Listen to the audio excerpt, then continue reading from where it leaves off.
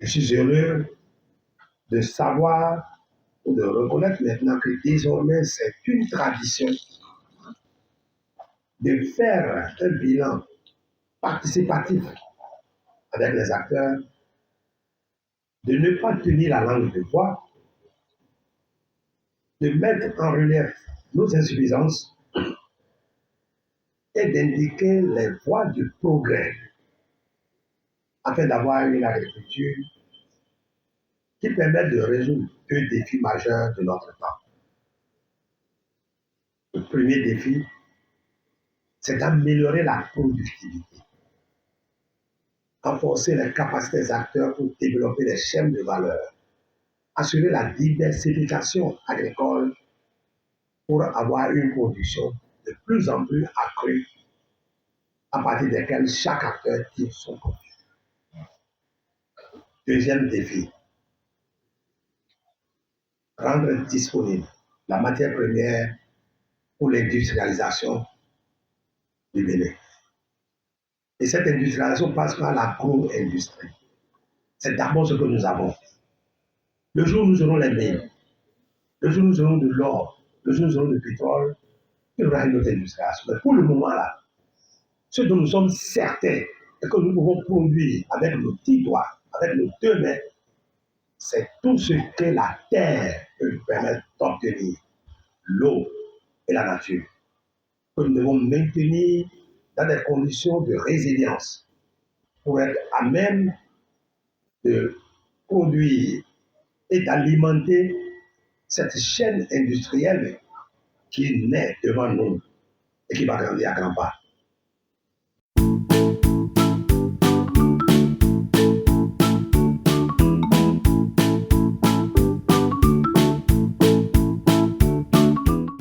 Je voudrais commencer par le secteur de l'élevage, souvent mal connu, mais dans lequel nous avons des défis majeurs.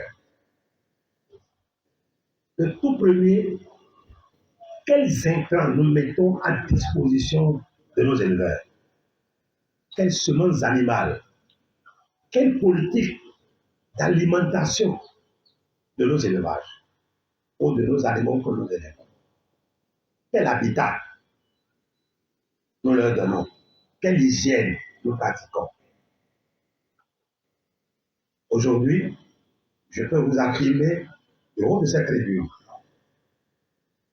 que nous allons faciliter au cours de la campagne à venir la mise à disposition de semences animales pour tous ceux qui peuvent.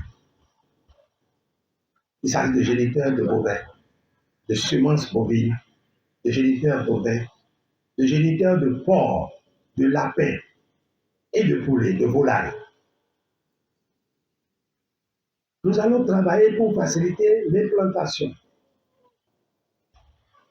de ceux qui vont produire les poussins d'un jour, ici au Bénin, pour réduire la dépendance avec l'extérieur. Nous allons travailler pour l'installation de ceux qui vont produire l'aliment de bétail et rendre disponible cet aliment de bétail, au moins dans les infrastructures sous contrôle paysan et des promoteurs, afin qu'on ne se contente pas que de ce que la nature nous offre, mais que nous puissions nourrir convenablement et seulement nos animaux. Je voudrais aussi que l'éducation, la formation pour la gestion de nos stocks d'aliments et de bétail soit assurée. C'est à cette condition-là que nous allons manger ce que nous produisons et produire davantage ce que nous voulons manger. Je voudrais qu'il soit inscrit dans la tête des éleveurs que garder un bœuf 7 ans, 8 ans dans un troupeau n'est que l'effet d'un prestige inutile. cette viande n'est plus bonne. Mais des bœufs de 3 ans, 4 ans maximum, placés sur le marché, déstockés permet encore de lever des juvéniles pour toujours alimenter un marché et surtout garantir une santé à la population.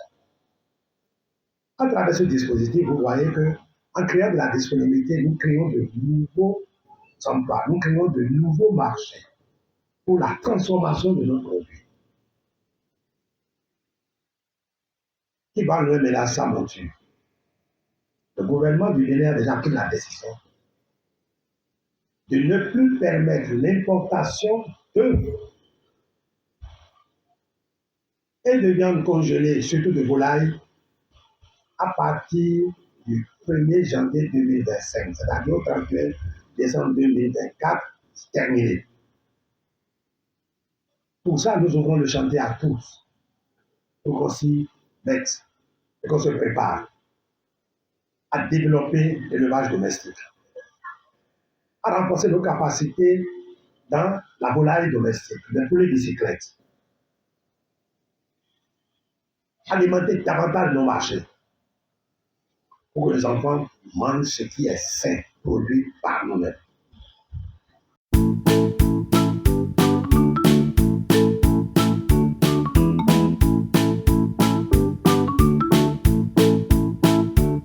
Le domaine de la pêche et de l'aquaculture.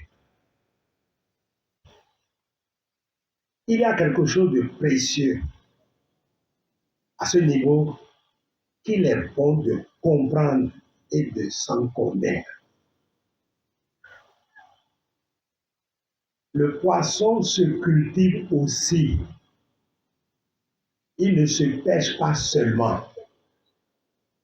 Et pour élever le poisson, il faut avoir des alevins convenables. Le gouvernement du Bénin donnera des autorisations d'implantation de géniteurs aux structures militantes ayant rempli les conditions requises de développement de cette aquaculture pour produire des juvéniles monosexés une fois placés dans nos plans d'eau, puissent grossir avec une bonne alimentation en 5-6 mois maximum pour avoir un poids marchand de 300, 350, 400 et 500 grammes. Nous devons alors exercer un contrôle rigoureux dans les écloseries pour qu'on ne traîne pas des géniteurs fatigués avec des descendances qui ne grossissent pas pour soumettre les aquaculteurs à 9 mois, 10 mois, 12 mois d'alimentation de nutrition sans pouvoir gagner le poids. C'est aussi une tricherie. Il faut avoir le courage d'arrêter cela. 2. Dans ce domaine, l'alimentation, l'aliment du poisson, l'aliment extrudé, l'aliment flottant est une spécificité aussi. Nous allons faciliter l'installation d'usines de fabrication d'aliments de poisson pour que on se serve à domicile. Mais pour convaincre les industriels à s'installer chez nous, il faut leur garantir le niveau de consommation.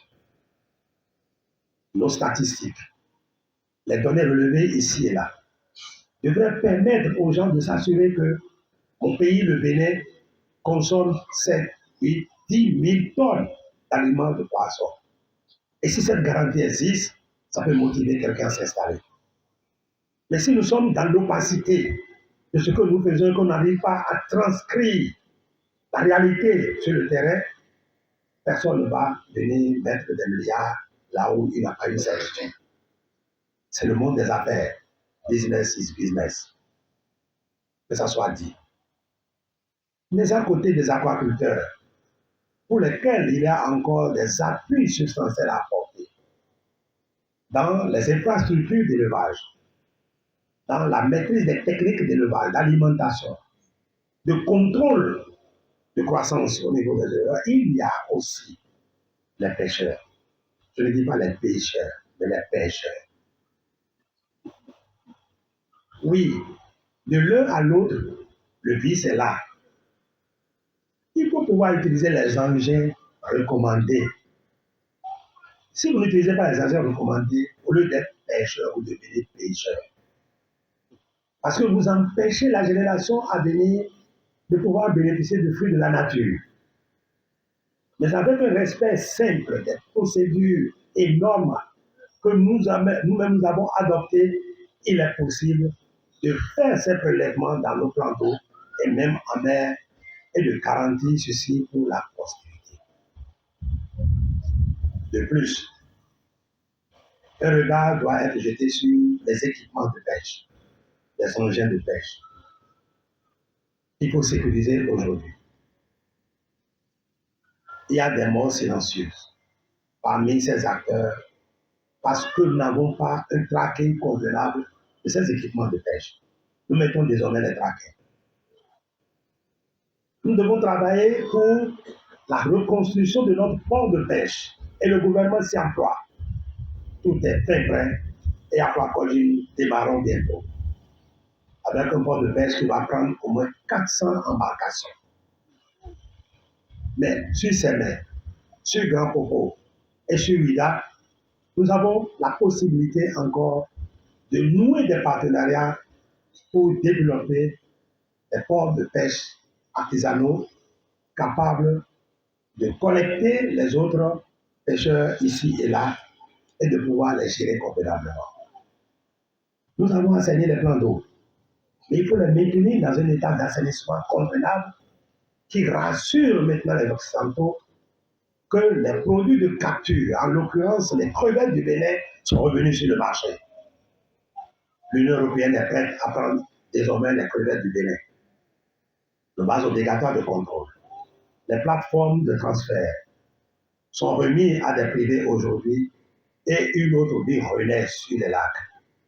Je voudrais que nous saisissions cette occasion pour aller vite et loin dans cette activité où les importations commerciales sont encore au-delà de 100 000 tonnes.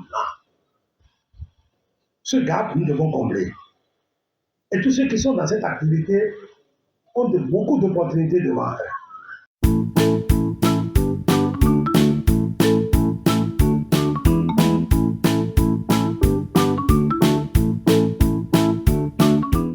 La production végétale. Je veux d'abord parler des plantes pérennes. La retraite du paysan passe au moins par 3 filières importantes. L'élevage, pour déstocker au soir de sa vie. La plantation, couper et vendre et régénérer.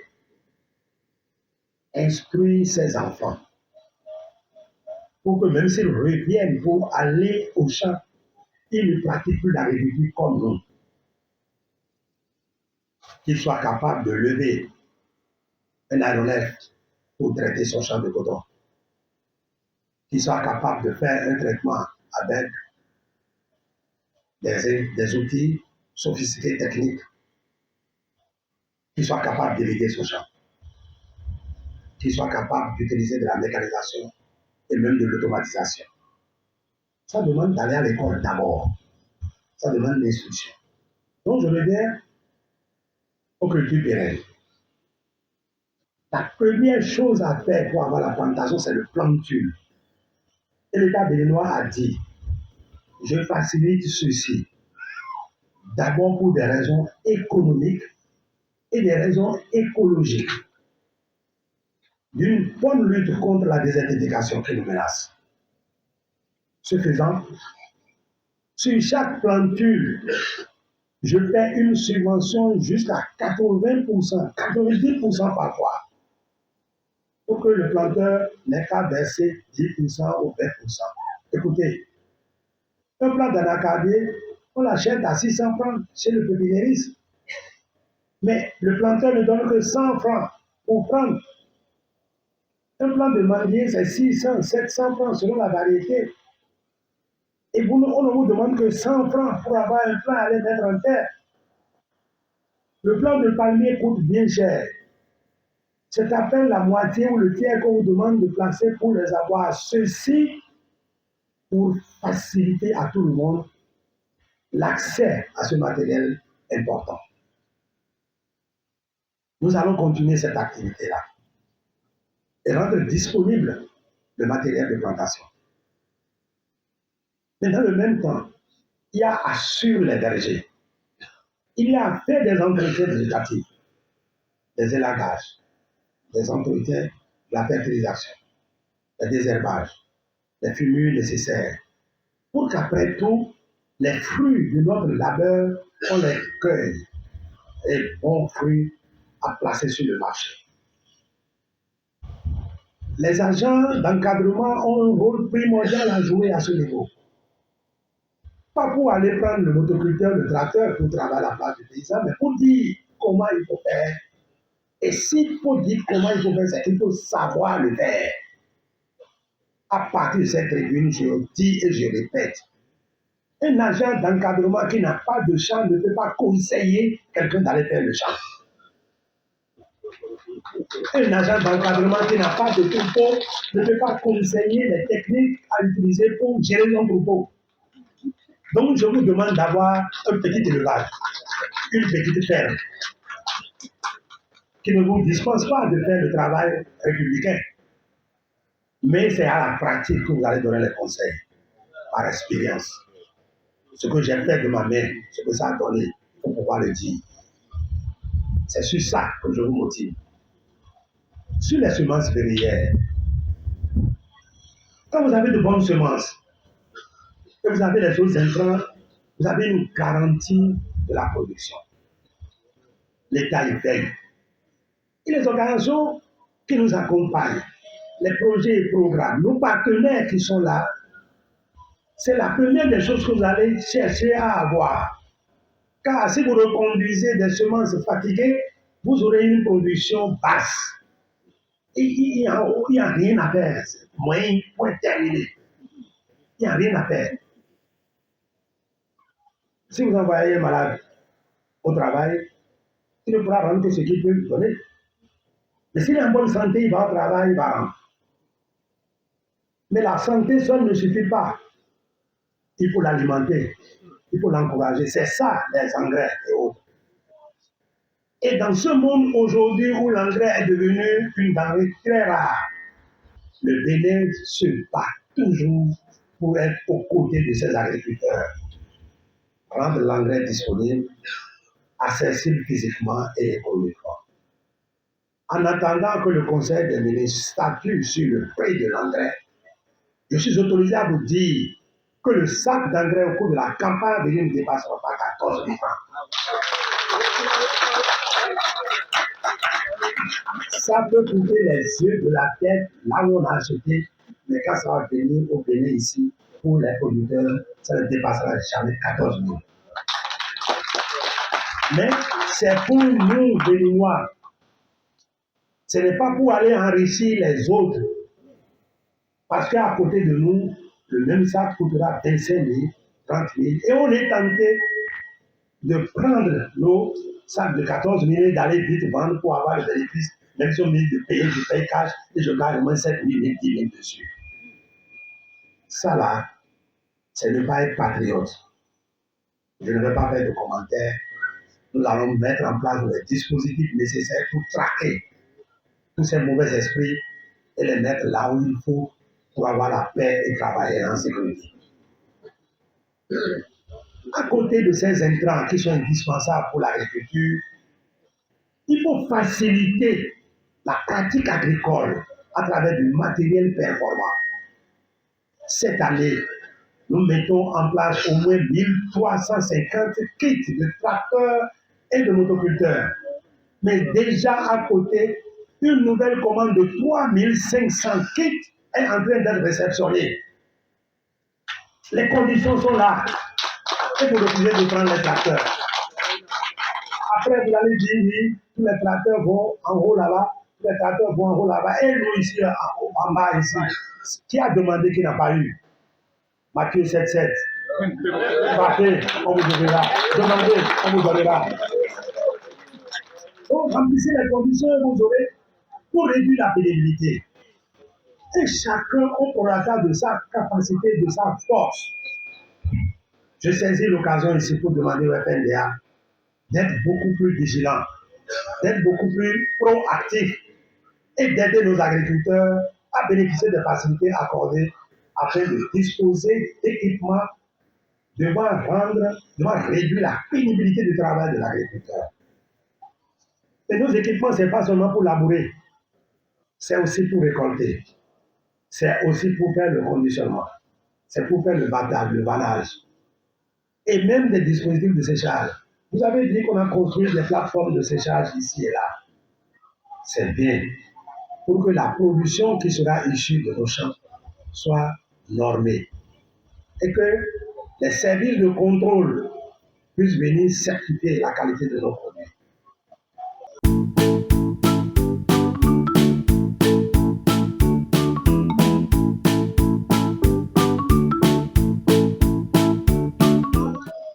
Je reviens maintenant à vous, personnels d'encadrement, pour dire ce que nous avons à faire au cours de la campagne, c'est accompagner les producteurs à s'organiser, à être en coopérative, à monter des groupements d'intérêt économique, à développer le système de cluster où vous avez un agrégateur avec des gens agrégés. Ça va nous permettre de faciliter l'administration du conseil. Les soutiens qu'on va apporter seront plus aisés. C'est plus facile d'aider un groupement que d'aider une ou deux personnes. Et ça, on en a besoin. On en a besoin pour favoriser la collecte de nos produits et permettre maintenant de garantir à ceux que nous motivons pour venir installer des usines ici de le faire. Je vais vous dire une chose. On peut tchatcher n'importe comment pour faire venir l'industriel au Bénin. Mais pour qu'il puisse s'installer, c'est nos chiffres, nos statistiques, notre démonstration de la capacité de production, de résilience de notre agriculture qui va le motiver davantage pour rester sur place et développer l'industrie. Alors, on a du boulot. Il faut le savoir. Quel type de conseil agricole nous apportons? Quel accompagnement nous apportons aux organisations professionnelles pour qu'elles puissent jouer pleinement le rôle? Aujourd'hui, nous voulons des interfaces convenables, des personnes respectables de métier qui jouent le rôle de représentants des producteurs et non des bavards qui n'ont pas d'hectares de soja et qui se mettent à parler au nom des producteurs de soja. Je regrette. Je regrette. Je voudrais simplement vous dire que lorsque nous avons mis en place tout ce dispositif d'accompagnement, c'est pour baisser les coûts de production. En conséquence, lorsque d'autres viennent capter nos produits pour aller alimenter les usines de leur pays, ils se doivent de nous payer des redevances pour que nous puissions entretenir la chaîne de production. L'agriculture, c'est un autre métier. Et pour un métier, on ne fait pas de la politique. Je voudrais que les agriculteurs soient intimement associés à la mise en œuvre du programme agricole du PAGE et qui n'est qu'à leur faveur.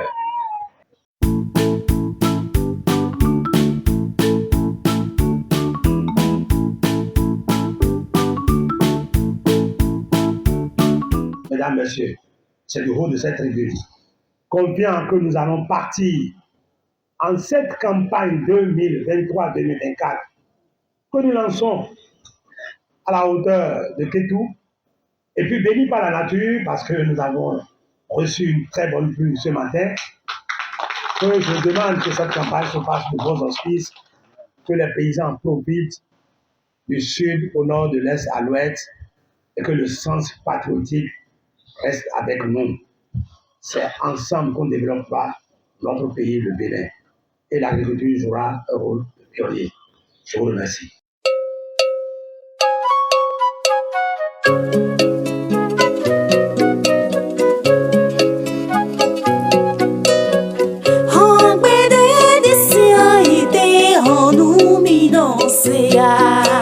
Beneto Vileni, mi